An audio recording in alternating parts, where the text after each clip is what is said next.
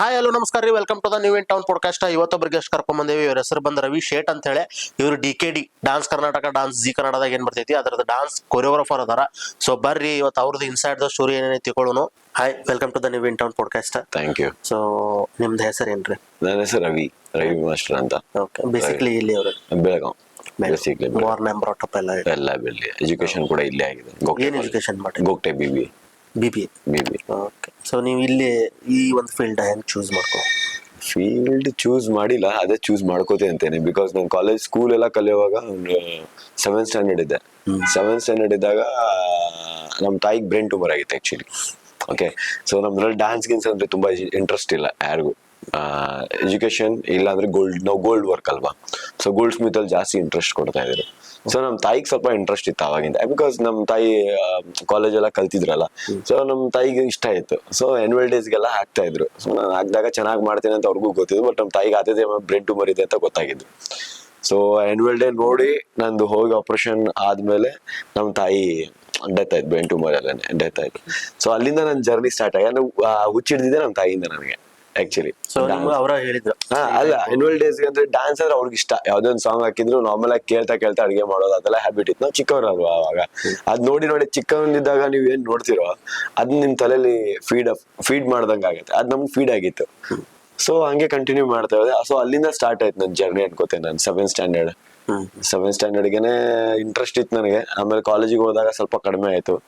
ಆಮೇಲೆ BBA ಕಲಿಯುವಾಗ the great Karnataka dance league ಅಂತ ETV ಕನ್ನಡ ಒಂದ್ಸಲಿ ರಿಯಾಲಿಟಿ ಶೋ ಬರ್ತಾ ಇತ್ತು. ಸೊ ಅದ್ ಹೆಂಗಂದ್ರೆ 64 ಕಾಲೇಜಸ್ಗೆ ಸೆಲೆಕ್ಟ್ ಮಾಡಿದ್ರು ಹೈದರಾಬಾದ್ ಅಲ್ಲಿ. ಸೊ ಅಲ್ಲಿ ಗೋಗ್ಟೆ ಕಾಲೇಜ್ ಕೂಡ ಸೆಲೆಕ್ಟ್ ಆಗಿದೆ. ಗೋಗ್ಟೆ ಕಾಲೇಜ್ ಅಲ್ಲಿ ನಾನೊಬ್ಬ. ಸೊ ಅದನ್ನ ಗೋಗ್ಟೆ ಕಾಲೇಜ್ ಅವ್ರು ನನಗೆ ಲೀಡ್ ಮಾಡಕ್ ಕೊಟ್ಟಿದ್ದು. ನಾನು ಟೀಮ್ ರೆಡಿ ಮಾಡಿದ್ದೆ.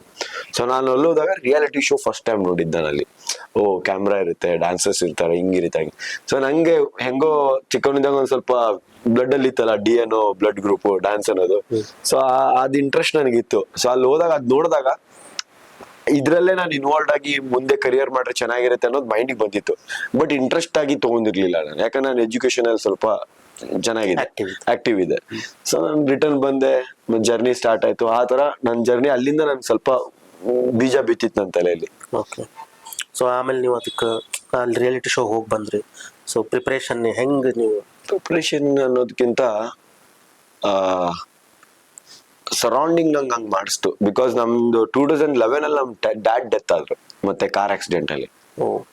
ನಮ್ ಡ್ಯಾಡ್ ಡೆತ್ ಆದ ತಕ್ಷಣ ಏನಾಯ್ತು, ನಂಗೆ ಸ್ವಲ್ಪ ಮನೆ ಜವಾಬ್ದಾರಿ, BBA ಕಲಿಯೋವಾಗ್ಲೇ ಮನೆ ಜವಾಬ್ದಾರಿ ಬಂದು ಮನೆ ನಡೆಸ್ಬೇಕು. ಈಗ ನಮ್ ಎಲ್ಲ ಇತ್ತು ನಮ್ಮ ಹತ್ರ, ಏನಿಲ್ಲ ಅನ್ನೋ ತರ ಇಲ್ಲ, ಅವಾಗ್ಲಿಂದಾನೆ ಎಲ್ಲ ಇತ್ತು. ಬಟ್ ಏನಾಗತ್ತೆ, ತಂದೆ ಹೋದ್ರು, ತಾಯಿ ಹೋದ್ರು, ಸ್ಟೆಪ್ ಮಾಮ್ ಇದ್ರು. ಈಗ ಮನೆ ಸ್ವಲ್ಪ ಆದ್ರೂ ನೋಡ್ಕೋಬೇಕಲ್ಲ, ಏನೋ ಒಂದ್ ಸ್ವಲ್ಪ ಹಳ್ಳಿ ಸೇವೆ ಆದ್ರೂ ಮಾಡ್ಬೇಕಲ್ಲ. ಸೊ ನಂಗೆ ಜಾಬ್ಗೆ ಹೋಗ್ಬೇಕಂತ ಅಲ್ಮಾ ಮೋಟರ್ಸ್ ಕಂಪ್ನಿ ಅಂತ ಇದೆ ದೇಸೂರಲ್ಲಿ. ಸೊ ಅಲ್ಲಿ ಸೂಪರ್ವೈಸರ್ ವರ್ಕ್ ಮಾಡ್ತಾ ಗೋಗ್ಟೆ ಕಾಲೇಜ್ ಮಾಡ್ತಾ ಇದ್ದೆ. ನಮ್ಮ ಮನೆಯಲ್ಲ ಜಾಬ್ ಎಲ್ಲ ಇಂಟ್ರೆಸ್ಟ್ ಕೊಡಲ್ಲ.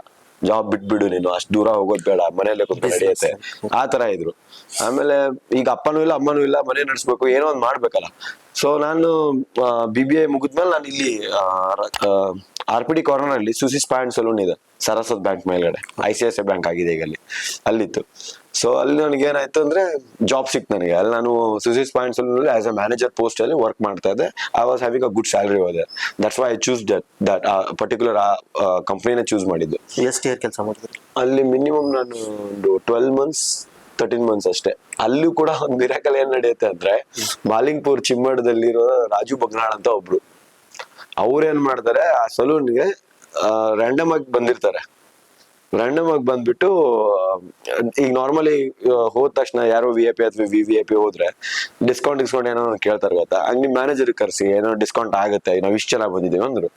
ರ್ಯಾಂಡಮ್ ಆಗಿ ನಾನು ಹೋದಾಗ ಅವ್ರ ಜೊತೆ ಡಿಸ್ಕಸ್ ಕುಂತಾಗ ಅವ್ರು ನನಗೆ ನೋಡಿ ಶಾಕ್ ಆಗಿದ್ದು. ಯಾಕಂದ್ರೆ ಅವ್ರ ಶೋಸ್ ನಾನು ಮಾಡಿದ್ದೆ.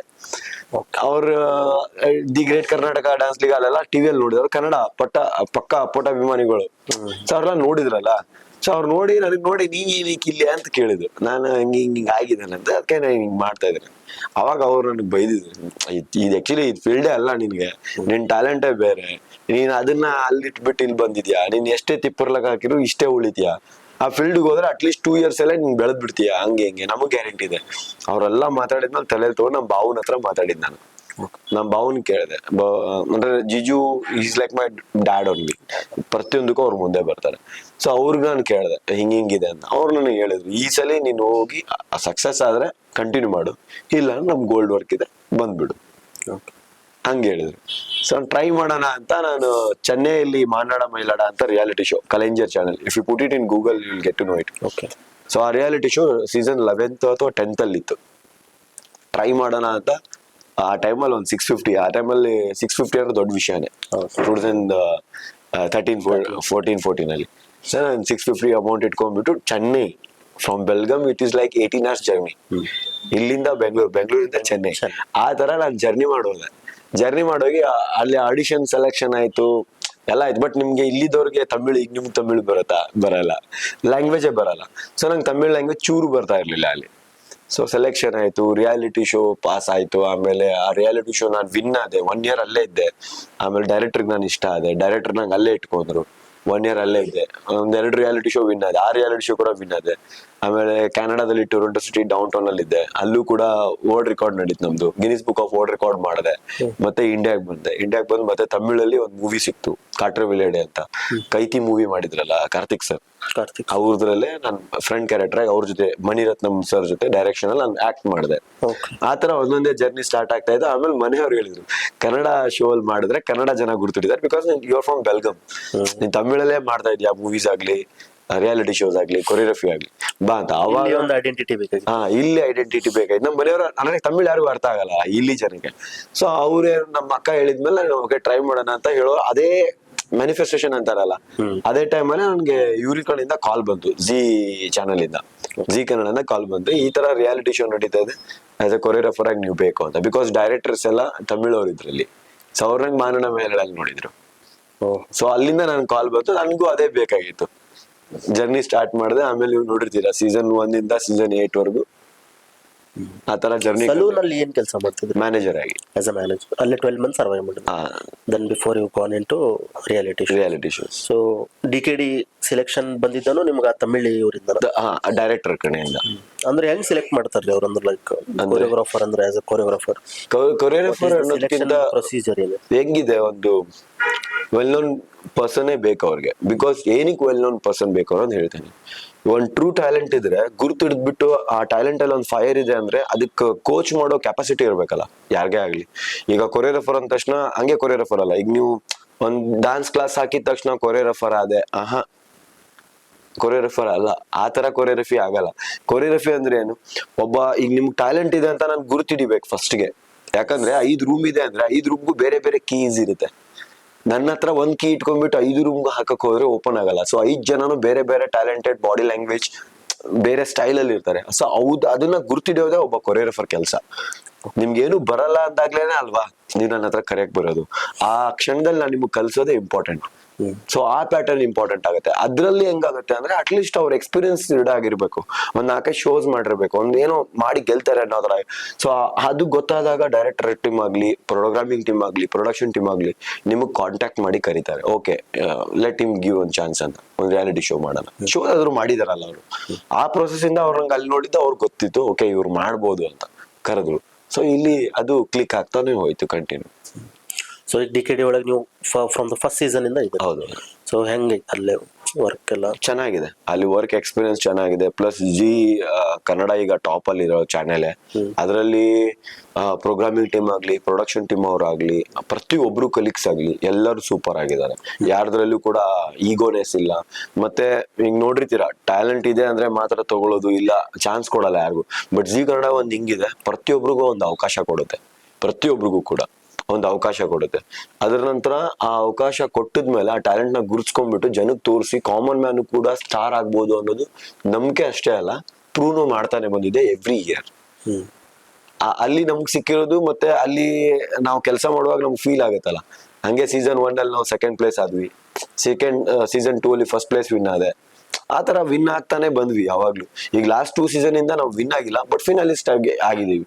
So it doesn't mean that ನಾವು ಲೂಸರ್ಸ್ ಆರ್ ವಿನ್ನರ್ಸ್, ಬಟ್ ಅಲ್ಲಿರೋ ಎಲ್ಲರೂ ವಿನ್ನರ್ಸ್ ನನ್ನ ಪ್ರಕಾರ. ಸೊ ಹೆಂಗ್ ಅಲ್ಲಿ ಕಾಂಪಿಟೇಷನ್ ಹೆಂಗಿರ್ತೈತಿ? ಕಾಂಪಿಟೇಷನ್ ರನ್ನಿಂಗ್ ಶೋಸ್ ಅಂದ್ರೆ ಶೋಸ್ ಪ್ರಕಾರ ನೀವು ಕೇಳ್ತಾ ಇದ್ರೆ ಅಥವಾ ಶೋಸ್ ಪ್ರಕಾರ ಪ್ರಾಜೆಕ್ಟ್ ಮೇಲೆ ಡಿಪೆಂಡ್ ಎಲ್ಲ. ಈಗ ಒಂದು dance Karnataka dance, Sa Re Ga Ma Pa, this is all shows, comedy Kiladi, project ಮೇಲೆ ಡಿಪೆಂಡ್. ಈಗ ಸಿಂಗಿಂಗ್ ಅಂದ್ರೆ ಸಿಂಗಿಂಗ್ ಇದೇ ಇರುತ್ತೆ, ಡ್ಯಾನ್ಸ್ ಅಂದ್ರೆ ಡ್ಯಾನ್ಸ್ ಇದೆ. ಅದಾಯ್ತಾ, ಈಗ ನಿಮ್ದು ಡಾನ್ಸ್ ಒಳಗನ ಈಗ ಎವ್ರಿ ವೀಕ್ ಒಂದು ಕಾನ್ಸೆಪ್ಟ್ ಇರುತ್ತೆ, ಕಾಂಪಿಟೇಷನ್. ಅಲ್ಲಿ ಹೆಂಗ್ ಕಾಂಪಿಟೇಷನ್ ಇರುತ್ತೆ? ಅದು ತಗಡ ಇರುತ್ತೆ. ಅದು ನೀವು ಎಕ್ಸೆಪ್ಟ್ ಇಮ್ಯಾಜಿನೇಷನ್ ಮಾಡಕ್ಕಾಗಲ್ಲ ಈ ರೌಂಡ್ ಏನ್ ಮಾಡ್ತಾರೆ ಅಂತ. ಬಿಕಾಸ್ ಇಲ್ಲಿ ನೀವು ಕೂತ್ಕೊಂಡು ನೋಡ್ತೀರಾ, okay 1 hour, half an hour programme ಅಥವಾ 1 hour ಪ್ರೋಗ್ರಾಮ್, ಓಕೆ ಚೆನ್ನಾಗಿತ್ತಲ್ಲ, ಅದ್ ಮಿಸ್ಟೇಕ್ ಆದ್ಮೇಲೆ. ಬಟ್ ಅದ್ರ ಹಿಂದ್ಗಡೆ ಎಷ್ಟು ಕೆಲಸ ಇರುತ್ತೆ ಅಂದ್ರೆ, ಈಗ ನೀವು ಇಲ್ಲೇನ್ ಸೆಟಪ್ ಮಾಡಿದಿರೋ, ಈಗ ಪ್ರತಿ ಒಂದು ಸೆಟಪ್ ಇನ್ಸ್ಟ್ರೂಮೆಂಟ್ ಕೂಡ ಒಬ್ಬ ಕೊರಿಯೋಗ್ರಾಫರ್ ಅರೇಂಜ್ ಮಾಡ್ತಾ ಇರ್ತಾನೆ, ಅಪ್ಪೇಂಟ್ ಸಮೇತ. ಅದಕ್ಕಾಗೋ ಹಿಂದ್ಗಡೆ ಅದ್ರ ಶ್ರಮ ಇದೆಯಲ್ಲ, ಪ್ರಾಕ್ಟೀಸ್ 1 2 ನೀವು ನೋಡೋದು ವೀಕ್ಲಿ 1-2 ಪರ್ಫಾರ್ಮೆನ್ಸ್ ನೋಡ್ತೀರಾ ಅಥವಾ 1 ಪರ್ಫಾರ್ಮೆನ್ಸ್ ನೋಡ್ತೀರಾ ನಾವು ಟೆಲಿಕಾಸ್ಟ್ ಆಗ್ತಾ ಇರೋದು. ಬಟ್ ಅದ್ ನಾವು 1 week ಪ್ರಿಪರೇಷನ್ ಮಾಡಿರ್ತೀವಿ. ಆ 1 week ಅಲ್ಲಿ ನಮ್ಗೆ ಮೀಟಿಂಗ್ ಅಂತ ಇರುತ್ತೆ, ಕಾನ್ಸೆಪ್ಟ್ ಡಿಸ್ಕಷನ್ ಅಂತ ಇರುತ್ತೆ, ಪ್ರಾಪರ್ಟಿ ಇರುತ್ತೆ, ಆಮೇಲೆ ಇಂಜುರೀಸ್ ಆಗ್ಬಾರ್ದು ಅದಕ್ಕೊಂದು ಗೈಡ್ಲೈನ್ಸ್ ಇರುತ್ತೆ. ಅದ್ಮೇಲೆ 2 days ನಮ್ಗೆ ಸಿಕ್ಕಿರುತ್ತೆ ಟೈಮ್. ಆ 2 days ಅಲ್ಲಿ ನೀವೇನ್ ಆಕ್ಟ್ ನೋಡ್ತಿರೋ ಆ ಆಕ್ಟ್ ನ 1 week ಪ್ರಿಪೇರ್ ಮಾಡಲ್ಲ, 2 days ಅಲ್ಲಿ 3 days ಅಷ್ಟೇ ಹಾರ್ಡ್ಲಿ. ಅಷ್ಟು ಪರ್ಫೆಕ್ಟ್ ಆಗಿ ನಾವು ಮಾಡ್ಬೇಕು. ಮತ್ತೆ ಪ್ರಾಪ್ಸ್ ಈಗ ಎಲಿಮೆಂಟ್ಸ್ ಏನೇ ಐರನ್ ರಾಡ್ ಆಗ್ಲಿ, ವೆಲ್ಡಿಂಗ್ ಆಗ್ಲಿ, ಅವೆಲ್ಲ 2 days ಅಲ್ಲೇ ಆಗುತ್ತೆ ವಿತ್ ಪ್ರಾಕ್ಟೀಸ್. ಅಂದ್ರೆ ಅದ್ರ ರೀಸನ್ ಐತೆ ಅಂದ್ರೆ 2 days ಬಿಫೋರ್ ಮಾಡ್ಬೇಕು ಅಂತ ನೀವು ಅದಕ್ಕೆ ಹಂಗ್ ಪ್ಲಾನ್ ಮಾಡ್ಕೋತೀರಿ, ಇಲ್ಲ ಮಾಡೋನು ಅಂತ? ಇಲ್ಲ, ವೀಕ್ಲಿ ಶೂಟ್ ಆಗಿ ನಡಿಲೇಬೇಕಲ್ವಾ. ಅದ ವೀಕ್ಲಿ ಶೂಟ್ ನಡೀತೈತಿ ಅಂದ್ರೆ ಅದೇನಂಗ್ ಪ್ರೋಟೋಕಾಲ್ ಐತಿ ಅಂದ್ರೆ ಬಿಫೋರ್ ಅಂದ್ರೆ ನಾ ಅದಕ್ಕೆ ಕೇಳ್ತೀನಿ. ಈಗ ನೀವು 2 days ಬಿಫೋರ್ ಮಾಡ್ತೇನೆ ಅಂದ್ರಲ್ಲ, ಸೊ ಅದೇನ್ ಚಾನಲಿಂದ ಪ್ರೋಟೋಕಾಲ್ ಐತಿ, ಎಲ್ಲೂ ನೀವು ಹೊರಗಡೆ ಬಿಟ್ಕೊಡ್ಬಾರ್ದು, ಸೊ ಎಮರ್ಜೆನ್ಸಿ ಹಂಗೇನಿಲ್ಲ. ಬ್ಯಾಂಕಿಂಗ್ ಮಾಡ್ತಾರೆ, ಶೂಟ್ ಮಾಡಿದ್ದಾರೆ ಅಂದ್ರೆ ಆ ಫೋಟೇಜ್ ನ ಬ್ಯಾಂಕಿಂಗ್ ಮಾಡ್ಕೋಬೇಕಲ್ಲ ಅವ್ರಿಗೂ ಕೂಡ, ನೆಕ್ಸ್ಟ್ ಸ್ಯಾಟರ್ಡೆ ಸಂಡೇ ತೋರ್ಸಕ್ಕೆ ಒಂದು ಆ ತರ ಇರುತ್ತೆ. ಇನ್ನೊಂದು ಪ್ರೊಸೆಸ್ ಏನಂದ್ರೆ, ಎವ್ರಿ ಸ್ಯಾಟರ್ಡೆ ಸಂಡೇ ನಿಮಗ್ ತೋರಿಸ್ಬೇಕು ಅಂದ್ರೆ ನಮಗೆ ವೆನಸ್ಡೇ, ಮಂಡೇ, ಟ್ಯೂಸ್ಡೇ ಆ ತರ ನಮ್ಗೆ ಶೂಟ್ ನಡೀತಾ ಇರುತ್ತೆ. ಓಕೆ, ಆ ಶೂಟ್ ನಡೀತಾ ಇರುತ್ತೆ. ಆ ಶೂಟಿಗೆ ನಮ್ಗೆ ಅಟ್ಲೀಸ್ಟ್ ಒಂದು ಕಾನ್ಸೆಪ್ಟ್ ಈಗ ನೋಡಿ, ಒಂದು ರೌಂಡ್ ಇದೆ, ಫೋಕ್ ರೌಂಡ್ ಇದೆ, ಅಥವಾ ವೆಸ್ಟರ್ನ್ ರೌಂಡ್ ಇದೆ, ಅಥವಾ ಫ್ರೀ ಸ್ಟೈಲ್ ರೌಂಡ್ ಇದೆ. ಆ ರೌಂಡ್ ಜಡ್ಜಸ್ ಅನೌನ್ಸ್ ಮಾಡಿದ ತಕ್ಷಣ ನೆಕ್ಸ್ಟ್ ಡೇ ನಮಗೆ ಮೀಟಿಂಗ್ ಇರುತ್ತೆ. ಈ ರೌಂಡಿಗೆ ನೀವೇನ್ ಮಾಡ್ತೀರಾ, ನೀವೆಲ್ಲ ಕೊರಿಯೋಗ್ರಾಫರ್ಸ್ ಬಂದಿರ್ತಾರೆ, ಅಲ್ಲಿ ಮೀಟಿಂಗ್ ನಡೆಯುತ್ತೆ. ನೀವು ನಿಮ್ ಕಾನ್ಸೆಪ್ಟ್ ಎಕ್ಸ್ಟೆಂಡ್ ಮಾಡಿ, ಜಡ್ಜಸ್ ಎಲ್ಲ ಇರಲ್ಲ, ಓನ್ಲಿ ಪ್ರೋಗ್ರಾಮ್ ಮೀಟಿಂಗ್. ಅವ್ರ ಜೊತೆ ಕುತ್ಕೊಂಡು ಡಿಸ್ಕಸ್ ಮಾಡ್ಬೇಕು, ಹಿಂಗಿರುತ್ತೆ, ಹಿಂಗಿಲ್ಲ. ಆ ಡಿಸ್ಕಷನ್ ಆದ್ಮೇಲೆ ನೆಕ್ಸ್ಟ್ ಪ್ರೊಸೆಸ್ ಅಲ್ಲಿ ಹೋಗುತ್ತೆ. ಅದಾದ್ಮೇಲೆ ಅದು ನಮ್ಗೀಗ ಒಂದು ಕಾನ್ಸೆಪ್ಟ್ ನಮ್ಗೆ ಸಿಕ್ತು ಅಂದ್ರೆ, ಆ ಕಾನ್ಸೆಪ್ಟ್ ಸಿಕ್ಕಿದಾಗ ನಾವೇನ್ ಮಾಡ್ತೀವಿ, ನಮ್ಗೆ ಕನೆಕ್ಟೆಡ್ ಟೀಮ್ ನಮ್ಮ ಅಸಿಸ್ಟೆಂಟ್ಸ್ ನಾವು ಕರಿತೀವಿ. ಈ ತರ ಇದೆ, ಇದ್ ಮಾಡ್ಬೇಕು. ಪ್ರಾಪರ್ಟಿ ಹ್ಯಾಂಡಲ್ ಮಾಡೋರ್ನ ಕರಿತೇವಿ, ಈ ತರ ಎಲ್ಲ ಪ್ರಾಪ್ಸ್ ರೆಡಿ ಮಾಡ್ಬೇಕು. ಅದ್ರ ನಂತರ ಕಂಟೆಸ್ಟೆಂಟ್ಸ್ ನ ಹೇಳ್ತೇವೆ, ಈಗ ನೀವು ಬರ್ಬೇಕಾಗತ್ತೆ ಪ್ರಾಕ್ಟೀಸ್ ಈ ಟೈಮ್ ಅಲ್ಲಿ ಅಂತ.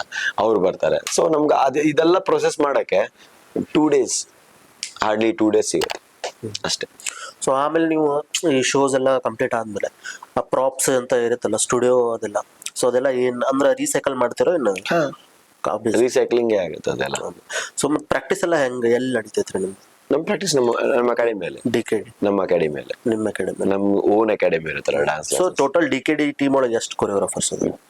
ಡಿಕೆಡಿ ಒಂದು 6 to 7 ಮೆಂಬರ್ಸ್. ಪ್ರತಿ ಟೀಮಿಗೆ ಒಬ್ರು ಕೊರಿಯೋಗ್ರಾಫರ್? 2 ಟೀಮಿಗೆ ಒಬ್ಬ ಕೊರಿಯೋಗ್ರಾಫರ್. 2 ಟೀಮಿಗೆ ಒಬ್ಬ. ಸೊ ಪ್ರೆಸೆಂಟ್ ನಿಮ್ದು ಟೀಮ್ದ ಹೆಸರು? 2. ನನ್ ರವಿ ಮಾಸ್ಟರ್ ಅಷ್ಟೇ. ಅಂದ್ರೆ ಅವರ ಟೀಮ್ ಹೆಸರು, ಕ್ಲಾಸ್ ಹೆಸರು ತಗೊಳಲ್ಲ, ಅಲ್ಲಿ ಕೊರಿಯೋಗ್ರಾಫರ್ ಹೆಸರು ತಗೋತಾರೆ. ಈಗ Ravi master team, Ravi master ಬಂದ್ರು, ಆ ತರ. ಸೊ ಈಗ ನೆಕ್ಸ್ಟ್ ಮತ್ತೆ ಡಿಕೆಡಿ ಶುರು ಆಗೋದಿದೆ, ಸ್ಟಾರ್ಟ್ ಆಗೋದಿದೆ ಈಗ. ಅದೇ ಎಲ್ಲ ಟ್ಯಾಲೆಂಟೆಡ್ ಹುಡುಗರಿಗೆ, ಯಾರ್ಯಾರು ಈಗ ಅಪ್ಕಮಿಂಗ್ ಕಾಮನ್ ಮ್ಯಾನ್ಸ್ ತರ ಇದಾರೆ, ಅವ್ರು ಸ್ಟಾರ್ ಆಗ್ಬೇಕಂತ ಇದಾರೋ ಅವ್ರಿಗೊಂದು ಒಳ್ಳೆ ಅವಕಾಶ ಈಗ. ಬಿಕಾಸ್ ಮಿನಿಮಮ್ 8 months ಇಂದ ಗ್ಯಾಪ್ ಅಲ್ಲಿ ಇದ್ರು, ಅವರು ಹೀಟ್ ಅಲ್ಲಿ ಇರ್ತಾರೆ. ಈಗ ನಾನು ಪ್ರೂವ್ ಆಗ್ಬೇಕು, ನಾನೊಬ್ಬ ಸ್ಟಾರ್ ಆಗ್ಬೇಕು ಅಂತ. ಸೊ ಜೀವನ ಬದಲಾಯಿಸ್ಕೊಳಕ್ಕೆ ಒಂದು ಒಳ್ಳೆ ಅವಕಾಶ ಸಿಕ್ಕಾಗ ಅವರು ಕೂಡ ಆ ಟ್ಯಾಲೆಂಟ್ ನ ಯುಟಿಲೈಸ್ ಮಾಡ್ಕೊಂಡ್ಬಿಟ್ಟು ಹಿಟ್ ಮಾಡಿ ಒಂದು ಒಳ್ಳೆ ವೇದಿಕೆನ ನೀಟಾಗಿ ಬಳಸ್ಕೊಂಡ್ಬಿಟ್ರೆ ಅವ್ರ ಲೈಫ್ ಚೇಂಜ್ ಆಗುತ್ತೆ. ಅದು ಅವ್ರಿಗೆ ಈಗ ಸಿಕ್ಕಿದೆ ಚಾನ್ಸ್. ನಾ ಒಂದು ಕೇಳ್ಪಟ್ನೆ, ಈಗ ನೀವು ಒಂದು ಡಿಕೆಡಿ ಶುರು ಆಗ್ಬೇಕಂದ್ರೆ ಆಲ್ ಓವರ್ ಕರ್ನಾಟಕ ಓಡಾಡಿ ಆಡಿಷನ್ಸ್ ಮಾಡ್ತೀರಿ, ಅಂಡ್ ಸಮ್ ಆಫ್ ಮೆಂಬರ್ಸ್ ನಿಮಗೆ ಆಡಿಷನ್ಸ್ ಕೊಡ್ತಾರ. ಸೊ ನಮ್ಮ ಉತ್ತರ ಕರ್ನಾಟಕದಾಗ ಸೆಲೆಕ್ಟ್ ಮಾಡೋದು ಕಡಿಮೆ, ಪಬ್ಲಿಸಿಟಿಗೋಸ್ಕರ ಬರ್ತಾರೋ ಅಂತ ಒಂದು ಟಾಕ್ ಐತಿ. ಹೌದಾ? Is it true? ಟ್ರೂ ಆಗಿದ್ದಿದ್ರೆ ಉತ್ತರ ಕರ್ನಾಟಕದವ್ರಿಗೆ ಗೆಲ್ತಾನೆ ಇರ್ಲಿಲ್ಲಲ್ಲ. ಈಗ ಆಲ್ಮೋಸ್ಟ್ ಅಲ್ಲಿ ನೀವು ಹಂಗೆ ಕ್ಯಾಲ್ಕುಲೇಟ್ ಮಾಡಿದ್ರೆ ಉತ್ತರ ಕರ್ನಾಟಕನೇ ಗೆದ್ದಿದ್ದಾರೆ. ಓಕೆ, ಆಮೇಲೆ ಉತ್ತರ ಕರ್ನಾಟಕದವರೇ ಟಾಪ್ ಅಲ್ಲಿ ಇರೋರು. ಈಗ ನೀವು ಅಬ್ಸರ್ವ್ ಮಾಡಿ, ಟಿವಿ ಚಾನೆಲ್ ಕೂಡ ಜಾಸ್ತಿ ನೋಡೋದು ಉತ್ತರ ಕರ್ನಾಟಕದವ್ರೆ. ಹೆಂಗೆ, ನಾನ್ ಯಾರಿಗೂ ಬ್ಲೇಮ್ ಮಾಡ್ತಾ ಇಲ್ಲ ಇಲ್ಲಿ, ಬಟ್ ಉತ್ತರ ಕರ್ನಾಟಕ ಭಾಗದವರೇ ಟ್ಯಾಲೆಂಟ್. ಈಗ ನಾನು ಕೂಡ ಉತ್ತರ ಕರ್ನಾಟಕನೇ ಅಲ್ವಾ, ನಾನೇನಿಗೆ ಗೆದ್ದೆ 2 ಸಲ. ನಾನೇಕೆ ರನ್ನರ್ ಅಪ್ ವಿನ್ನರ್ ಅಪ್ ಆಗಿ ನನಗೆ ರವಿ ಮಾಸ್ಟರ್ ಅಂತ ಜನ ಪ್ರೀತಿ ಕೊಡ್ತಾರೆ. ಅದು ಉತ್ತರ ಕರ್ನಾಟಕ ದಕ್ಷಿಣ ಕರ್ನಾಟಕ ಅಲ್ಲ, ಟೈಟಲ್ ಕರ್ನಾಟಕ ಅಷ್ಟೇ. ಮತ್ತೆ ಈ ಡಿ ಶೋ ಕರ್ನಾಟಕಕ್ಕಷ್ಟೇ ಸೀಮಿತ ಅಲ್ಲ, ಆಲ್ ಓವರ್ ಎಲ್ಲಕ್ಕೂ ಸೀಮಿತವಾಗಿ ಆಗಿದೆ. ಬಿಕಾಸ್ ಔಟ್ ಸೈಡ್ ಇಂದನೂ ಕೂಡ ಪಾರ್ಟಿಸಿಪೆಂಟ್ಸ್ ಬರ್ತಾ ಇದ್ದಾರೆ, ಔಟ್ ಸೈಡ್ ಇಂದನೂ ಕಂಟೆಸ್ಟೆಂಟ್ಸ್ ಬರ್ತಾ ಇದಾರೆ. ಈಗ ನೀವು ನೋಡಿರ್ತೀರಾ, ಉತ್ತರ ಕರ್ನಾಟಕ ಭಾಗಕ್ಕೂ ಪೂರ್ತಿ ಆಡಿಷನ್ಸ್ ತಗೋತಾರೆ. ಅಲ್ಲೂ ಕೂಡ ಒಳ್ಳೆ ಟ್ಯಾಲೆಂಟೆಡ್ ನಮ್ಗೆ ಸಿಗ್ತಾ ಇರುತ್ತೆ. ಹಂಗಂತಲ್ಲ ಸೆಲೆಕ್ಷನ್ ಆಗಲ್ಲ, ಸೆಲೆಕ್ಷನ್ ಆಗುತ್ತೆ ಈ ಭಾಗದವ್ರಿಗೆ ಮಾಡಲ್ಲ, ಹಂಗ್ ಚೂರು ಇಲ್ಲ. ಬಿಕಾಸ್ ಈಗ ನೋಡಿ, ಒಂದ್ ಶೋ ನಡೆಸ್ಬೇಕಂದ್ರೆ ನಿಮ್ಗೆ ಮಿನಿಮಮ್ ಟ್ಯಾಲೆಂಟ್ ಇರ್ಬೇಕು. ನೀವು ಚೂಸ್ ಮಾಡ್ತೀರಾ ಅಂದ್ರೆ ಅದ್ರಲ್ಲಿ ಏನಿದೆ, ಅವ್ರ ಹತ್ರ ಏನ್ ಟ್ಯಾಲೆಂಟ್ ಇದೆ ಅನ್ನೋದು ನೋಡ್ಬೇಕಲ್ವಾ. ಈಗ ನೀವು ಒಂದೇ ಫಾರ್ಮ್ ನ ಮಾಡ್ತೀರಾ ಅಂದ್ರೆ, ಈಗ ನೀವೇ ನನಗೆ ಒಂದೇ ಡ್ರೆಸ್ ಅಲ್ಲಿ ಎಷ್ಟು ದಿನ ನೋಡಕ್ ಇಷ್ಟಪಡ್ತೀರಾ? 2 days ಮ್ಯಾಕ್ಸಿಮಮ್. ಬೋರ್ ಹೊಡಿಯುತ್ತಲ್ವಾ. ಸೊ ಆ ತರ ಡಿಫ್ರೆಂಟ್ ಡಾನ್ಸ್ ಫಾರ್ಮ್ಸ್ ಕಲಿಬೇಕು, ಡಿಫ್ರೆಂಟ್ ಸ್ಟೈಲ್ ಮಾಡ್ಬೇಕು ಅವರು, ಅಥವಾ ಅವ್ರು ಬರೋ ಫಾರ್ಮ್ ನೇ ಡಿಫ್ರೆಂಟ್ ಆಂಗಲ್ ಇಂದ ಪ್ರೊಡ್ಯೂಸ್ ಮಾಡ್ಬೇಕು, ಎಕ್ಸಿಕ್ಯೂಟ್ ಮಾಡ್ಬೇಕು. ಬಿಕಾಸ್ ನೋಡೋರ್ಗೆ ಅದು ಚಂದ ಕಾಣುತ್ತೆ. ನೋಡೋರ್ಕಿಂತ ನಮಗೂ ಕೂಡ, ಈಗ ನಾನೇ ಡಾನ್ಸರ್ ಆದ್ರೂ ಕೂಡ ನಾನು ಅಪ್ಡೇಟ್ ಆಗ್ತಾ ಇರ್ಬೇಕು every time. I should get update. ಈಗ ನಂಗೆ ಡಾನ್ಸ್ ಬರುತ್ತೆ, ನಾನು ಅದನ್ನೇ ಮಾಡ್ತಾ ಇರ್ತೀನಿ, ಜನ ನೋಡ್ತಾರೆ, ತಪ್ಪು ಕಲ್ಪನೆ. ನನ್ಕಿಂತ ಮತ್ತೊಬ್ಬ ರೆಡಿ ಆಗಿ ಬರ್ತಾನೆ, ಅವ್ನ್ ಬರೋಕ್ಕಿಂತ ಮುಂಚೆ ನಾನು ಅಪ್ಡೇಟ್ ಆಗ್ಬೇಕು. ನಾನ್ ನಿಮ್ಗೆ ಏನ್ ಕಲಿಸ್ತೀನಿ, ನಾನ್ ನಿಮ್ಗೆ ಏನ್ ತೋರಿಸ್ತೇನೆ ಅನ್ನೋದು ಇಂಪಾರ್ಟೆಂಟ್. ಅದ್ರ ಮೇಲೆ ನೀವು ಇಂಪ್ರೆಸ್ ಆಗ್ತೀರಾ. ನಾನು ಹೇಳೋದು ಒಂದೇ, ಇಂಪ್ರೆಸ್ ಮಾಡಕ್ ಹೋಗ್ಬಾರ್ದು ಯಾರಿಗೂ ಕೂಡ. ನಾವು ಅಪ್ಡೇಟ್ ಆದ್ರೆ ತನ್ನಿಂತಾನೆ ಜನ ಇಂಪ್ರೆಸ್ ಆಗ್ಬಿಡ್ತಾರೆ. ಮತ್ ಲೈಫ್ ಒಂಥರ ಸೈಕಲ್ ಇದ್ದಂಗೆ, ನಾವು ಪಾಡಲ್ ಹೊಡಿತಾನೆ ಇರ್ಬೇಕಾಗತ್ತೆ. ಪಾಡಲ್ ಹೊಡೆದ್ ನಿಲ್ಸಿದ್ರೆ ಸೈಕಲ್ ನಿಲ್ಲುತ್ತೆ, ಜರ್ನಿ ಕಂಟಿನ್ಯೂ ಹೋಗಲ್ಲ. ಸೊ ನಾನ್ ಡಾನ್ಸರ್ಸ್ ನಾನು ಹೇಳೋದು, ನಮ್ ಸ್ಟೂಡೆಂಟ್ಸ್ ಆಗ್ಲಿ ಬೇರೆ ಯಾರೇ ಬಂದ್ರು ಹೇಳೋದು, ನಾವು ಅಪ್ಡೇಟ್ ಆಗ್ತಾ ಇರ್ಬೇಕು, ಕಂಟಿನ್ಯೂಟಿ ಇಟ್ಕೋಬೇಕು, ಹೊಸದ್ ಕಲಿತಾ ಇರ್ಬೇಕು. ನಮ್ ಕಲಿಕೆಯಲ್ಲಿ ಕಡಿಮೆ ಆಗ್ಬಾರ್ದು. ಬಿಕಾಸ್ ಜೀವನ ಪಾಠ ಕಲ್ಸೋದ್ ನಿಲ್ಸಲ್ಲ. ನಾವು ನಿಲ್ಸಿದ್ರು ಕೂಡ ನಮ್ ಜೀವನ ನಮ್ ಪಾಠ ಕಲ್ಸೋದ್ ನಿಲ್ಸಲ್ಲ. ಸೊ ನಾವು ಕಲಿತಾನೆ ಇರ್ಬೇಕು ಅದ್ರಲ್ಲಿ. ಅದು ಕಲಿಯೋದ್ ನಿಂತಾಗ ಅಪ್ಡೇಟ್ ಆಗಲ್ಲ. ಕಾನ್ಫಿಡೆನ್ಸ್ ಕಳ್ಕೊಬಾರ್ದು. ಆ ಕಾನ್ಫಿಡೆನ್ಸ್ ಕಳ್ಕೊಂಡಾಗ ಆ ಮಾತುಗಳು ಬರುತ್ತೆ. ನೀವ್ ಹೇಳಿದಿರಲ್ಲ, ಆ ಮಾತುಗಳು ಬರುತ್ತೆ. ಆಬ್ವಿಯಸ್ಲಿ ಈಗ ನಾವು ಸೆಲೆಕ್ಷನ್ ಆಗಿಲ್ಲ, ಒಂದು ಕಾಂಪಿಟೇಷನ್ ಗೆದ್ದಿಲ್ಲ ಅಂದ ತಕ್ಷಣ ನಾವು ನಮ್ ಕೊರತೆನ ಕಂಡುಹಿಡಿಯಲ್ಲ. ನನಗೆ ಹಿಂಗ ಏನ್ ತಪ್ಪಿದೆ, ತಪ್ಪು ಮೇನ್ ಫಸ್ಟ್ ನಾವ್ ಯಾವಾಗ್ಲೂ ಕೂಡ ಮನುಷ್ಯನಾಗ್ ನೋಡುವಾಗ ನಮ್ ಮಿಸ್ಟೇಕ್ಸ್ ನಾವು ಅರ್ಥ ಮಾಡ್ಕೊಂಡ್ರೆ ನಾವು ಪ್ರೋಗ್ರೆಸ್ ನಮ್ಗೆ ಸಿಗುತ್ತೆ. ನಮ್ ಮಿಸ್ಟೇಕ್ ನಾವು ಅರ್ಥ ಮಾಡ್ಕೊಂಡ್ಬಿಡ್ಬೇಕು, ಅದ್ರ ನಂತರ ನೆಕ್ಸ್ಟ್ ಅಷ್ಟೇ. ಸೊ ನೀವು ಆಮೇಲೆ ತಮಿಳ್ ರಿಯಾಲಿಟಿ ಶೋಸ್ ಫಸ್ಟ್ ನೀವು ಅಲ್ಲಿಂದ ಬ್ರೇಕಿಂಗ್ ಶುರು ಮಾಡ್ತೀರಿ. ಸೊ ಹೆಂಗಿತ್ತು ಫಸ್ಟ್ ನೀವು ಚೆನ್ನೈಗೆ ಹೋದಾಗ? ಲೈಕ್ ಇಲ್ಲೊಬ್ರು ಯಾರೋ ನಿಮ್ಗೆ ಹೇಳ್ತಾರ ಇದೆಲ್ಲ ನಿನ್ ಟ್ಯಾಲೆಂಟ್ ಬೇರೆ ಐತಿ ಅಂದ್ರೆ ನೀವು ಫಸ್ಟ್ ಸಿಗೋದ ತಮಿಳ್ನಾಗ ಆಫರ್ಸ್. ಸೊ ಅಲ್ಲಿ ಹೆಂಗಿತ್ರಿ ಅಂದ್ರೆ ಇವತ್ತಿಗೆ ನೀವು ಝೀಗ್ ವರ್ಕ್ ಮಾಡೋದಕ್ಕೂ ಅಲ್ಲಿ ಫಸ್ಟ್ ಬಿಗಿನಿಂಗ್ ವರ್ಕ್ ಮಾಡೋದಕ್ಕೂ ಹೆಂಗಿತ್ತು? ಏನಂದ್ರೆ ಒನ್ಸ್ ಅಪಾನ್ ಅ ಟೈಮ್ ಕುಣಿಯೋನು ಬಾರ ಅಂತ ಒಂದು ರಿಯಾಲಿಟಿ ಶೋ ಜಿ ಕನ್ನಡಲ್ಲಿ ಬರುತ್ತೆ, ನೋಡಿರ್ತೀರಾ. ಓಕೆ, ಅದು ಮೋಸ್ಟ್ಲಿ 2006-07 ಆ ಟೈಮ್ ಅಲ್ಲಿ ಜಾಸ್ತಿ ಇತ್ತು. ಓಕೆ, 2006-07 ಅಲ್ಲಿ ಇತ್ತು. 2011 ಅಲ್ಲಿ ಕುಣಿಯೋನು ಬಾರ ಅನ್ನೋದು ತುಂಬಾ ಟಾಪ್ ಅಲ್ಲಿ ಇತ್ತು ಆ ಟೈಮಲ್ಲಿ, ಕುಣಿಯೋನು ಬಾರ ಜಿ ಕನ್ನಡದಲ್ಲಿ. ಸೊ ಆ ಟೈಮಲ್ಲಿ ನಾನು ನನ್ನ ಫ್ರೆಂಡ್ಸು, ನಂಗೆ ಇನ್ನೂ ನೆನಪಿದೆ, ಸಾಗರ್ ಕಂಡಾಟೆ ಅಂತ, ಸಾರಿ ಪ್ರಶಾಂತ್ ಕಂಡಾಟೆ ನಮ್ ಟೀಮ್ ಹುಡುಗರೇ. ಆಕ್ಚುಲಿ ನನ್ನ ಫ್ರೆಂಡ್ಸ್ ಅಂತ ಯಾರಿಲ್ಲ, ಟೀಮ್ ಹುಡುಗರಿಗೆ ನಾನು ಫ್ರೆಂಡ್ಸ್ ಅಂತೇನೆ ಅಷ್ಟೇ. ಓಕೆ, ಫ್ರೆಂಡ್ಶಿಪ್ ನಾನು ಮಾಡಿಲ್ಲ, ಎಲ್ಲೂ ಹೋಗಲ್ಲ, ಏನಿಲ್ಲ. ಅದೇ ಅಂತಾರೆ ಎಲ್ಲೂ ಪಾರ್ಟಿಗೆ ಹೋಗಲ್ಲ, ಎಲ್ಲೂ ಹೋಗಲ್ಲ. ನಾನು ಫ್ಯಾಮಿಲಿ ಜೊತೆ ಟೈಮ್ ಸ್ಪೆಂಡ್ ಮಾಡೋದು ಇಷ್ಟ, ಮೂವೀಸ್ ನೋಡೋದು ಇಷ್ಟ ನನಗೆ. ಸೊ ಆ ಟೀಮ್ ಇತ್ತಲ್ವಾ, ಆ ಟೀಮ್ಗೆ ಈಗ ಡಾನ್ಸ್ ಕರ್ನಾಟಕ ಡಾನ್ಸ್ ಅಂತ ಬರ್ತಾ ಇತ್ತು, ಕುಣಿಯೋನು ಬಾರ ಅಂತ ಬರ್ತಾ ಇತ್ತು. ಆ ಟೈಮಲ್ಲಿ 2006 ಸ್ಟಾರ್ಟ್ ಆಗಿದ್ದು, 6, 7, 8, 9 ಆ ತರ ಸೀಸನ್. ಅವಾಗ ನಿಮ್ಗೆ ಬೆಲ್ಗಮಲ್ಲಿ ಆಡಿಷನ್ಸ್ ನಡೀತಾ ಇರ್ಲಿಲ್ಲ, if you know very well. ಆ ಟೈಮಲ್ಲಿ ಬೆಲ್ಗಮಲ್ಲಿ ನಡೀತಾ ಇಲ್ಲ. ನಡೆದ್ರೆ ಉತ್ತರ ಕನ್ನಡ ಭಾಗದಲ್ಲಿ ನಡೆದ್ರೇನೆ ಹುಬ್ಳಿಯಲ್ಲಿ, ಹಬ್ಬ ಅಂದ್ರೆ ಹುಬ್ಳಿಯಲ್ಲಿ ಅಷ್ಟೇ. ಸೊ ನಮ್ಗೆ ಟಿವಿ ಚಾನೆಲ್ ಕೆಳಗಡೆ ಲೈನ್ ಅಲ್ಲಿ ಹೋಗ್ತಾ ಇರ್ತಿತ್ತು, ನಿಮ್ಗೆ ಗೊತ್ತಿರುತ್ತೆ. ಆ ಟೈಮಲ್ಲ ಲೈನ್ ಅಲ್ಲಿ ಹಿಂಗೆ ಹೆಡ್ಲೈನ್ಸ್ ಹೋಗ್ತಾ ಇರುತ್ತೆ. So dance Karnataka dance audition ನಡೀತಾ ಇದೆ, ಕುಣಿಯೋನು ಬಾರ ಆಡಿಷನ್ಸ್ ನಡೀತಾ ಇದೆ. ಹಂಗೆ ಅದ್ ನೋಡ್ಬಿಟ್ಟು ನಮ್ಮ ಫ್ರೆಂಡ್ಗೆ ಫೋನ್ ಮಾಡಿದ್ದೆ, ನಾನು ಸ್ಟೂಡೆಂಟ್ಗೆ ಫೋನ್ ಮಾಡಿದ್ದಾನೆ, ಪ್ರಶಾಂತ್ ಕಂಡಾಟೆ ಸಾಗರ್ ಅವ್ರಿಗೆ. ಹುಬ್ಳಿಯಲ್ಲಿ ಇದೆ ಅಂತೆ ಮಗ, ಹೋಗೋಣ ಹಂಗೆ ಹಿಂಗೆ ಅಂತ. ಅವನು ಪಾಪ ಒಬ್ಬ ಕೊತ್ತಂಬರಿ ಮಾರ್ಕೊಂಡ್ಬಿಟ್ಟು ಮಗ್ಗದ ಕೆಲಸ ಮಾಡ್ತಾರಲ್ಲ, ಅವಂಗ ಅಪ್ಪ ಇಲ್ಲ, ನೇಕಾರಿಕೆ ಅವ್ನು ಕಲಿತಾ ಇದ್ದ ಆ ಟೈಮಲ್ಲಿ. ಅವನು ಕಲಿಯಕ್ ಹೋಗೋನು ತುಂಬಾ ಬಡವ, ಚಿಕ್ಕದ ರೂಮಲ್ಲಿ ಅವ್ನ ಮನೆ. ಅವನು ಅಷ್ಟೇ, ಅವ್ರ ಅಮ್ಮ ಬೇರೆಯವ್ರ ಮನೆಯಲ್ಲಿ ಕೆಲ್ಸಕ್ಕೆ ಹೋಗ್ತಾರೆ. ಅವನು ಕೊತ್ತಂಬರಿ ಅದು ಸೊಪ್ಪೆಲ್ಲ ರೋಡ್ ಮೇಲೆ ಮಾರೋದು, ಏನ್ ಕೆಲಸ ಸಿಗೋದು ಮಾಡ್ಕೊಂಡು ಹಣ ಮಾಡೋದು, ಆ ತರ ಮೆಂಟಾಲಿಟಿ. ಅವನು ಒಬ್ಬ ಇದ್ದ ನನ್ನ ಹತ್ರ. ಇನ್ನೊಬ್ಬ ಉದ್ಯೋಗ ಭಾಗದಲ್ಲಿ ಲೇತ್ ಮಷಿನ್ ಕೆಲ್ಸಕ್ಕೆ ಇಲ್ಲಿಂದ ಸೈಕಲ್ ಹೊಡ್ಕೊಂಡು ಹೋಗೋನು. ಆ ತರ ಜನ ನನ್ನ ಹತ್ರ ಇದ್ದಿದ್ದು. ಓಕೆ, ಸೊ ಅವ್ರಿಬ್ರು ಟ್ರಸ್ಟ್ ವರ್ತಿ ಇರೋದ್ರಿಂದ ನಾನು ಅವ್ರು ಕರೆದೆ, ಬನ್ನಿ ಮಾತಾಡೋಣ ಅಂತ. ನೈಟ್ ಒಂದು 10:30 ಆಗಿತ್ತು. ಮನೇಲಿ ಡ್ಯಾನ್ಸ್ ಅಂದ್ರೆ ಬೈತಾರೆ ಅಂತ ಕರೆದಿದ್ದ ಅವ್ರಿಗೆ. ರೋಡ್ ಕಾರ್ನರ್ ಅಲ್ಲಿ ಇತ್ಕೊಂಡ್ಬಿಡಿ, ಹಿಂಗಿದೆ ಟ್ರೈ ಮಾಡೋಣ ಹಂಗೆ ಹಿಂಗೆ ಅಂತ. ನಾವು ಒಂಥರ ಮೈಕಲ್ ಜಾಕ್ಸನ್ ರೇಂಜ್ಗೆನೆ ಬಿಲ್ಡಪ್ ಕೊಡ್ತಾರೆ, ಟ್ರೈ ಮಾಡೋಣ ಹಂಗೆ ಹೆಂಗೆ ಹೋಗೋದು ಬಂತು, ಹೆಂಗ್ ಹೋಗೋದು ಅಂತ. ಈಗ ಎಲ್ಲಿಂದ ಹುಬ್ಳಿಗೆ ಹೋಗ್ಬೇಕಂದ್ರೆ ಆ ಟೈಮಲ್ಲಿ ನಮ್ಗೆ ದೊಡ್ಡ ವಿಷಯನೇ ಅದು. ಮನೆಯವ್ರಿಗೂ ಹೇಳ್ದೆ ಕೇಳ್ದೆ ಹೋಗ್ಬೇಕು, ಟೈಮಲ್ಲಿ ಕೆಳಗ್ ಮನೆಗೆ ಇರ್ಬೇಕು ಅಂತ. ಹುಡುಗನ ಹತ್ರ ಒಂದ್ ಬೈಕ್ ಇತ್ತು, ಇನ್ನೊಬ್ಬ ಹುಡುಗ ಹತ್ರ ಇನ್ನೊಂದ್ ಬೈಕ್ ಇತ್ತು. ಹೋಗೋಣ ಅಂತ ಸಿಡೀಸ್ ಇರುತ್ತಲ್ಲ, ರೌಂಡ್ ಸಿಡಿಯಲ್ಲಿ ಸಾಂಗ್ ರೆಡಿ ಮಾಡ್ಕೊಂಡ್ಬಿಟ್ಟು ಇಲ್ಲಿ ಇಟ್ಕೊಂಡ್ಬಿಟ್ಟು ಜರ್ನಿಗೆ ಹೋಗಿದ್ವಿ. ಅಲ್ಲಿ ಸಾಗರ್ದು ಆಡಿಷನ್ ಬಂತು. ಅವನು ಜನಕ್ಕೆಲ್ಲ ನೋಡಿ ಪ್ಯಾಂಪ್ಲೆಟಿಂಗ್ ಹಾಕೊಂಡ್ಬಿಟ್ಟು ನೋಡಿ ಎಲ್ಲಾರು ನೋಡಿ ಹೆದರ್ಬಿಟ್ಟು ಅವನು ನಾನ್ ಮಾಡಲ್ಲ ಅಂತ ಎದ್ಬಿಟ್ಟು ಹೊರಗಡೆ ಬಂದ್ಬಿಟ್ಟು ಅಲ್ಲಿ ಹುಡುಗಿಯರಿಗೆ ನೋಡಿದ್ರೆ ಅವ್ನಿಗೆ ಭಯ ಆಯ್ತು. ಪಾಪ ಕೊತ್ತಂಬರಿ ಅದು ಇದು ಮಾಡೋನು, ಅವ್ನಿಗೆ ಭಯ ಆಯ್ತು ಅಂತ ಮಾಡಿಲ್ಲ. ಆಮೇಲೆ ಪ್ರಶಾಂತ್ ಹೋದ, ಬಂದ. ಆಮೇಲೆ ನಂದು ಬಂತು. ನಾನು ಇಲ್ಲಿ ಇಟ್ಕೊಂಡಿದ್ದೆ ಸಿಡಿನ. ಒಳಗಡೆ ಹೋಗೋದ್ರಲ್ಲಿ ಮಕ್ಳಿಗೆ ಅದು ಸಿಡಿ ಮೇಲ್ಗಡೆ ಇರೋ ಲೇಯರ್ ಹೋಯ್ತು, ಪ್ಲಸ್ ಅದು ಕ್ರಾಕ್ ಆಗಿತ್ತು. ಅಲ್ಲಿ ಹಾಕ್ತಾ ಇದ್ರೆ ಅದು ರೀಡ್ ಆಗ್ತಾ ಇಲ್ಲ. ಸಾಗರ್ ಪ್ರಾಕ್ಟೀಸ್ ಮಾಡಲ್ಲ ಅಂತ ಓಡೋಕ್ ಕೂತಿದ್ನಲ್ಲ ಹೊರಗಡೆ, ಅವನ್ ಟ್ರ್ಯಾಕ್ ತಗೊಂಡೆ ನಾನು. ಆಕ್ಚುಲಿ ನಾನ್ ಪ್ರಿಪರೇಷನ್ ಮಾಡಿದ್ ಬೇರೆ, ಅವ್ನ್ ಟ್ರ್ಯಾಕ್ ತಗೊಂಡ್ಬಿಟ್ಟು ನಾನು ಮಾಡ್ತೇನೆ ಮಗ ಕೊಡು ಅಂದ್ರೆ ಅವ್ನು ಕೊಟ್ಬಿಟ್ಟು ಸಿಡಿ ಹಾಕಿ ಒಳಗಡೆ ಡೈರೆಕ್ಟರ್ಸ್ ಎಲ್ಲ ಇದ್ರು. ಅದನ್ನ ಡೈರೆಕ್ಟರ್ ಇದ್ರು, ನಮ್ಮ ಹುಬ್ಳಿ ಆಡಿಷನ್ಸ್ ಡೈರೆಕ್ಟರೇ ಬಂದಿದ್ರು. ಸೊ ಪರ್ಫಾರ್ಮೆನ್ಸ್ ಮಾಡಕ್ ಸ್ಟಾರ್ಟ್ ಮಾಡಿದೆ. ಒಂದ್ಸಲಿ ಕೇಳಿಸ್ಕೋತೇನೆ ಸರ್ ಅಂದೆ, ಎಷ್ಟು ಜನ ಇದಾರೆ ಇಲ್ಲಿ, ನೀವು ಕೇಳಿಸ್ಕೋದ್ರೆ ಮುಂಚೆ ಕೇಳಿದ್ರೆ ಸರ್ ನನ್ ಸಿಡಿ ಹಿಂಗಿಂಗ್ ಪ್ರಾಬ್ಲಮ್ ಆಯ್ತು, ಬೇರೆಯವ್ರದ್ದು ಸಾಂಗ್ ಏನಿದೆ ಕೇಳಿಸ್ಕೊಂಡು ಆನ್ ಸ್ಪಾಟ್ ಮಾಡಿದ್ದು ನಾನು. ಇದು ನನ್ ಬಿಲ್ಡಪ್ಗಾಗ್ಲಿ ಅಥವಾ ಯಾರೋ ನನ್ ಹೊಗಳ್ಬೇಕಂತ ಹೇಳ್ತಾ ಇರಲಿಲ್ಲ, ಇದು ರಿಯಾಲಿಟಿ ನಡೆದಿರೋ ಘಟನೆ ಇದು, ಹುಬ್ಳಿ ಆಗಿರೋದು ಘಟನೆ ಇದು. ಪ್ರಾಕ್ಟೀಸ್ ಮಾಡಿದೆ, ಆ ಸ್ಪಾಟ್ ಎಲ್ಲ ಡ್ಯಾನ್ಸ್ ಮಾಡಿದೆ.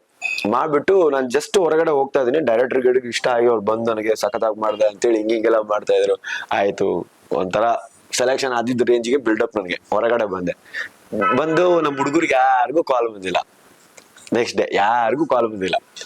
ಆಮೇಲೆ ಅವರೆಲ್ಲ ಬೇಜಾರಲ್ಲಿದ್ರು, ಯಾರಿಗೂ ಕಾಲ್ ಬಂದಿಲ್ಲ, ನಾವು ಬೇರೆ ಬಿಲ್ಡಪ್ ಅಲ್ಲಿ ಹೋದ್ವಿ. ಮನೇಲಿ ಹೇಳಿದ್ರು, ಅವನಂತೂ ಸಾಗರ ಮಾಡೇ ಇರ್ಲಿಲ್ಲ.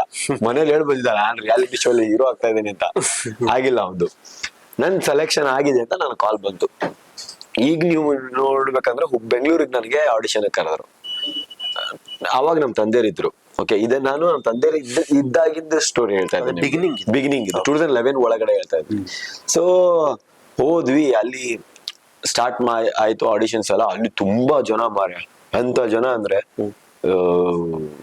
ಅವ್ರಿಗೆಲ್ಲ ನೋಡಿ ನಾನು ಶಾಕ್ ಆಗಿದ್ದು, ಈ ತರ ಡಾನ್ಸ್ ಫೀಲ್ಡ್ ಇಷ್ಟು ವೈಡ್ ಆಗಿದೆಯಾ ಅಂತ. ಬೆಂಗಳೂರಿಗೆ ಹೋದಾಗ, ಅವಾಗ ಫಸ್ಟ್ ನಾವು ಬೆಂಗಳೂರಿಗೆ ಹೋಗಿದ್ದೆ ಅವಾಗ.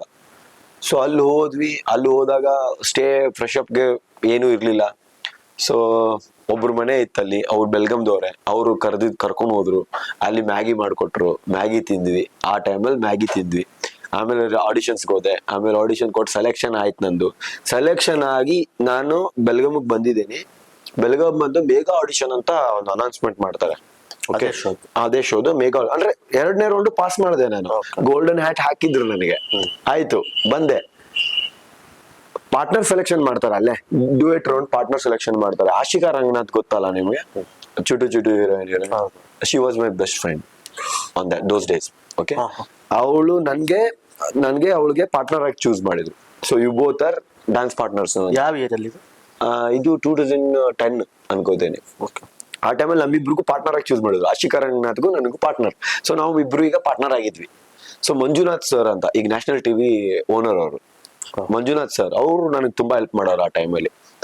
ಸೊ ಅವ್ರು ಏನ್ ಮಾಡಿದ್ರು, ಸೆಲೆಕ್ಷನ್ ಆಗಿದೆ ರವಿ, ಲೈಫ್ ಚೇಂಜ್ ಆಯ್ತು ಈಗ, ಹಂಗೆ ಹಿಂಗೆ ಅಂತ ತುಂಬಾ ಹೆಲ್ಪ್ ಮಾಡಿದ್ರು ನಂಗೆ ಮಂಜುನಾಥ್ ಸರ್.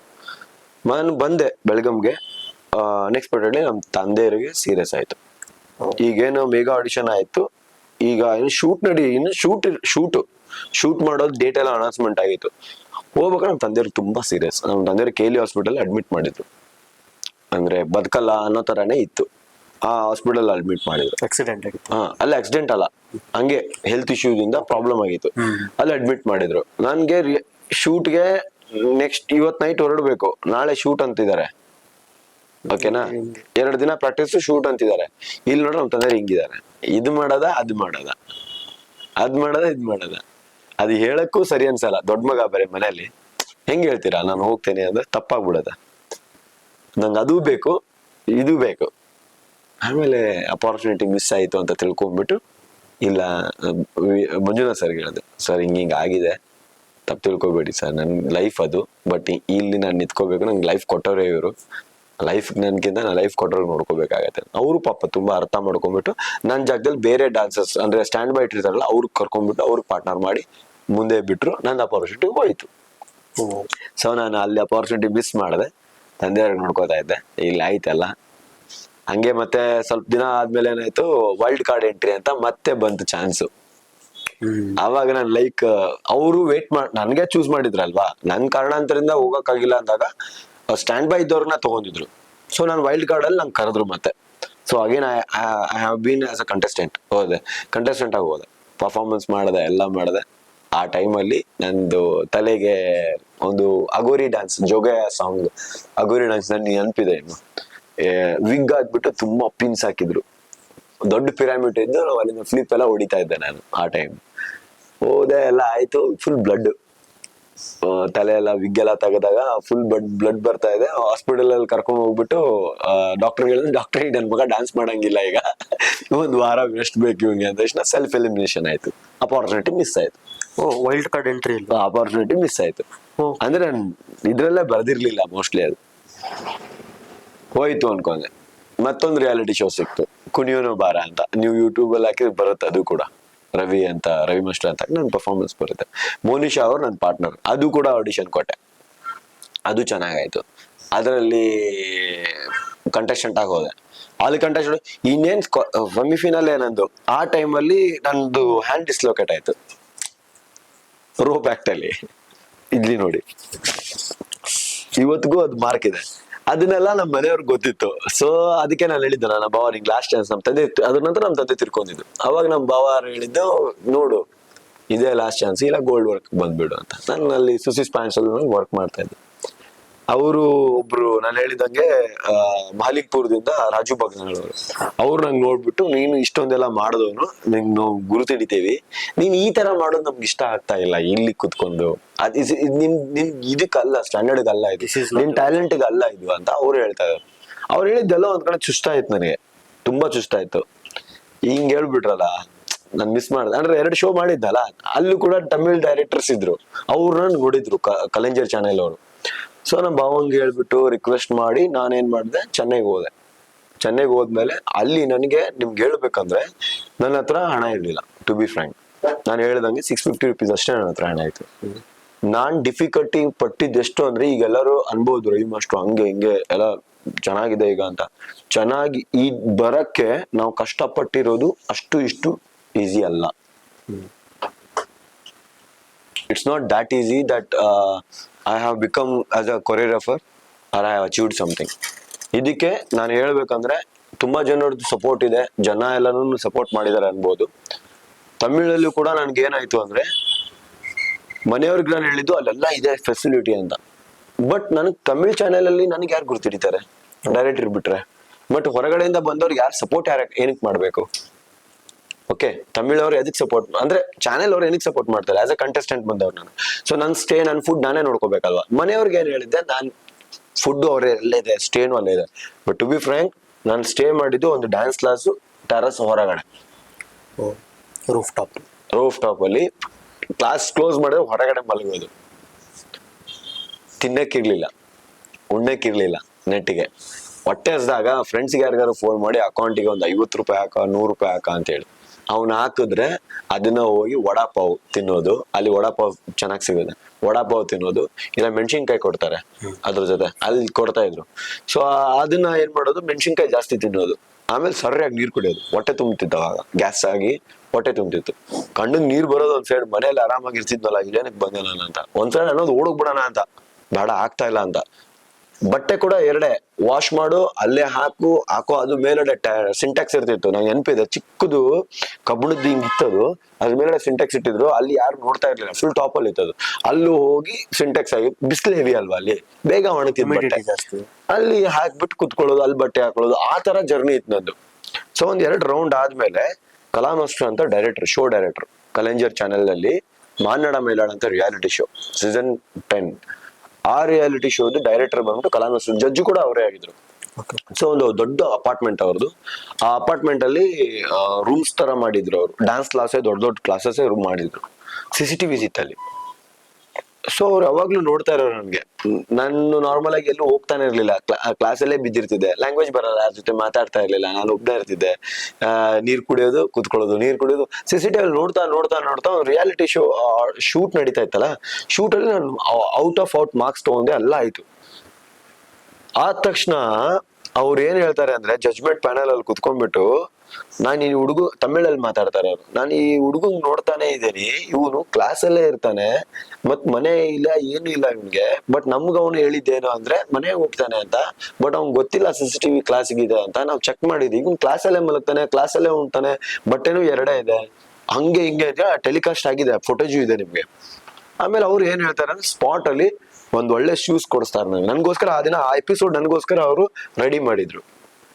ಓಕೆ, ಶೂಸ್ ಕೊಡಿಸ್ತಾರೆ. ಆಮೇಲೆ ನನ್ಗೆ ಇರಕ್ ಜಾಗ ಇಲ್ಲ ಅಂತ ಗೊತ್ತಿರುತ್ತೆ ಅವ್ರಿಗೆ.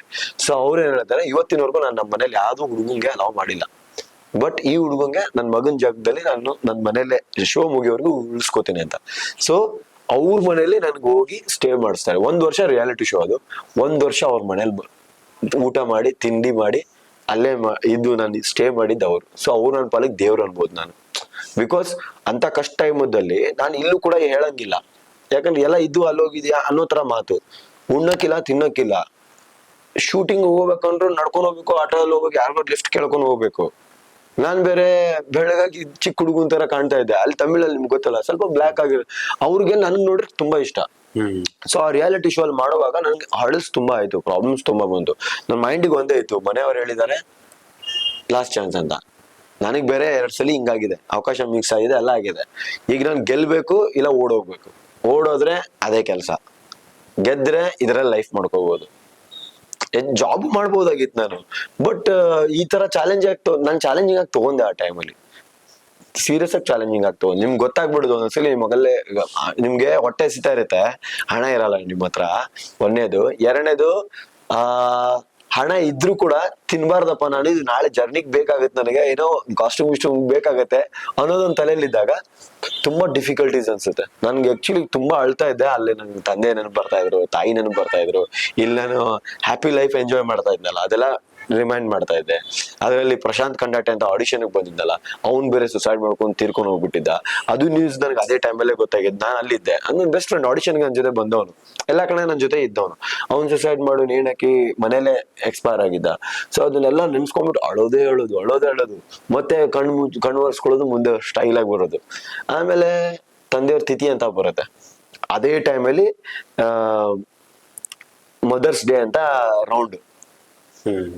ಆ ಮದರ್ಸ್ ಡೇ ರೌಂಡ್ ಅಲ್ಲಿ ನಮ್ ತಂದೆ ಇರ್ತಿತಿ ಊರಲ್ಲಿ. ಇಲ್ಲಿ ಮನೆಯವ್ರು ಏನ್ ಹೇಳ್ತಾರೆ, ದೊಡ್ಡ ಮಗ, ಪಿಂಡ ಎಲ್ಲ ಕಟ್ಬೇಕಾಗಿರೋದು ಅವನೇ. ನಮ್ ತಮ್ಮನೂ ಇದ್ದ, ಬಟ್ ದೊಡ್ಡ ಮಗ ಮಾಡೋದ್ ಬೇಕಾಗಿರೋ ಕರ್ತವ್ಯ ಅಲ್ವಾ ಅದು. ನಾನು ಅಲ್ಲಿಂದ ಈಗ ಇಲ್ಲಿಗೆ ಬಂದ್ಬಿಡ್ಲಿ, ಪ್ರೆಸೆನ್ಸ್ ಬೇಕಾಗಿತ್ತು. ಸೊ ಇವ್ರು ಕರಿತಾ ಇದಾರೆ, ನನ್ಗೆ ಹೋಗಕ್ ಆಗ್ತಾ ಇಲ್ಲ, ನಂಗೆ ಅಪ್ಪ ಅಮ್ಮನೂ ನೆನ್ಪು ಬರ್ತಾ ಇದಾರೆ. ಆ ಟೈಮ್ ತಂದೆ ಇರ್ಲಿಲ್ಲ. ನಂದು ಕಷ್ಟ ಹೆಂಗಾಗ್ತಾ ಇತ್ತು ಅಂದ್ರೆ, ಬೇಡಪ್ಪ ರಿಯಾಲಿಟಿ ಶೋ. ಒಬ್ಬ ಆರ್ಟಿಸ್ಟ್ಗೆ ಆರ್ಟಿಸ್ಟ್ ಲೈಫ್ ಈಸಿ ಅಂತ ಅನ್ಸುತ್ತೆ ಎಲ್ಲರಿಗೂ, ಈಸಿ ಅಲ್ಲ. ಉಗಿಯೋರು ಜಾಸ್ತಿ ಇರ್ತಾರೆ, ಬೈಯೋರು ಜಾಸ್ತಿ ಇದ್ದಾರೆ. ಅವರು ಇವರಲ್ಲ, ಫ್ಯಾಮಿಲಿ ಮೆಂಬರ್ಸ್, ರಿಲೇಟಿವ್ಸೇ ಫಸ್ಟ್ ನಿಮಗ್ ಗಿಫ್ಟ್ ಆಗಿ ಸಿಗೋದು ಉಗುಳು, ಬೈಯೋದು. ಅದು ರಿಲೇಷನ್ಸ್ ಕಡೆಯಿಂದಾನೆ. ಯಾರೇ ಆಗ್ಲಿ ಎಷ್ಟ್ ದುಡ್ದೆ ಅಂತ ಕೇಳ್ತಾರೆ, ಅವ್ನ್ ಸ್ಯಾಟಿಸ್ಫ್ಯಾಕ್ಷನ್ ಪ್ರಕಾರ ಅವ್ನ್ ವರ್ಕ್ ಮಾಡ್ತಾ ಇದಾರೆ ಅಂತ ಕೇಳಲ್ಲ. ಎಷ್ಟ್ ದುಡ್ದ ಅವನು, ಎಷ್ಟು ದುಡಿತಾ ಇದ್ದಾನೆ, ಅವ್ರ ಮಗ ನೋಡು ಇಂಜಿನಿಯರ್ ಆಗಿದ್ದಾನೆ, ಇವ್ರ ಮಗ ನೋಡು ಇದ್ ಮಾಡ್ತಾನೆ, ಅವ್ನು ಇಷ್ಟು ದುಡ್ದ, ಬ್ಯಾಂಕ್ ಬ್ಯಾಲೆನ್ಸ್ ಇಷ್ಟಾಗಿದೆ, ನೀನೇನ್ ಮಾಡ್ದೆ, ಇದನ್ನ ಇದ್ದೇ ಇರುತ್ತೆ. ಅದ್ ನನ್ ಫೀಲ್ಡ್ ಆಗ್ಲಿ, ನಿಮ್ ಫೀಲ್ಡ್ ಆಗ್ಲಿ. ಬಟ್ ನಮ್ ಹ್ಯಾಪಿನೆಸ್ ಇಂದ ನಾವ್ ಏನ್ ವರ್ಕ್ ಮಾಡ್ತಾ ಇರ್ತೇವೋ, ನಮ್ಗೆ ಲೇಟ್ ಆದ್ರೂ ಸಕ್ಸಸ್ ಅದ್ರಲ್ಲಿ ಸಿಗುತ್ತೆ ನನ್ ಪ್ರಕಾರ. ಇನ್ ನನ್ ವೈಯಕ್ತಿಕವಾಗಿ ನಾನು ಅನುಭವಿಸಿರೋ ಲೈಫ್ ಇದು. ಸೊ ನನ್ ಪ್ರಕಾರ ಅದ್ರಲ್ಲಿ ನಮ್ಗೆ ಎಕ್ಸ್ಪೀರಿಯನ್ಸ್ ಸಿಕ್ಕೇ ಸಿಗುತ್ತೆ. ಅದು ನಾನು ಪ್ರೂವ್ ಮಾಡ್ಕೊಂಡೆ. ಆ ಟೈಮಲ್ಲಿ ನಾನು ಏನಾದ್ರು ಓಡೋಗ್ಬಿಟ್ಟಿದ್ರೆ ಆಗ್ತಾ ಇರ್ಲಿಲ್ಲ. ನಾನು ಮೂವೀಸ್ ಮಾಡ್ತಾ ಇರ್ಲಿಲ್ಲ, ನಾನು Guinness book of world record ಮಾಡ್ತಾ ಇರ್ಲಿಲ್ಲ, ನಾನು ಕಂಟೆಸ್ಟೆಂಟ್ ಆ ರಿಯಾಲಿಟಿ ಶೋ ವಿನ್ ಆಗ್ತಾ ಇರ್ಲಿಲ್ಲ. ಆ ರಿಯಾಲಿಟಿ ಶೋ ವಿನ್ ಆಗಿ ಮತ್ತೆ ಕರ್ನಾಟಕದಲ್ಲಿ ಬಂದ್ಬಿಟ್ಟು ಕನ್ನಡ ರಿಯಾಲಿಟಿ ಶೋ ಮಾಡಿ ಇಲ್ಲಿ ಕೊರಿಯೋಗ್ರಾಫರ್ ಅನ್ಸ್ಕೋತಾ ಇರ್ಲಿಲ್ಲ. ಇಲ್ಲೂ ಒಂದು ಕನ್ನಡದಲ್ಲೂ ಕೂಡ ಬಿಂದಾಸ್ ಗೂಗ್ಲಿ ಅಂತ ಮೂವಿ ಬಂತು, ಅದರಲ್ಲೂ ಕೂಡ ಸೆಕೆಂಡ್ ಲೀಡ್ ಇರೋ ಕ್ಯಾರೆಕ್ಟರ್ ಮಾಡಿದೆ. ಈಗ ಬೇರೆ ಮತ್ತೊಂದು ಅಪಾರ್ಚುನಿಟಿ ಬಂದಿದೆ ನನಗೆ, ಅದ್ ನಾನು ಹೇಳಕ್ ಇಷ್ಟಪಡಲ್ಲ, ಬಿಕಾಸ್ ಅದು ಕನ್ಫರ್ಮ್ ಆಗಿ ಅಫಿಷಿಯಲ್ ಆಗಿ ಅನೌನ್ಸ್ ಆಗ್ಬೇಕು ಅಂತ ಅವರು ಡೈರೆಕ್ಟರ್ಸ್ ಹೇಳಿದ್ದಾರೆ. ಸೊ ಒಂದು ಸೀರಿಯಲ್ ಒಂದು ಬಂದಿದೆ. ಸೊ ಅದಾಗ್ಬೇಕು, ಅದಾದ್ಮೇಲೆ ನಾನು ಹೇಳ್ಬೇಕಂದ್ರೆ ಸುಮ್ಮನೆ ಇದ್ದೀನಿ.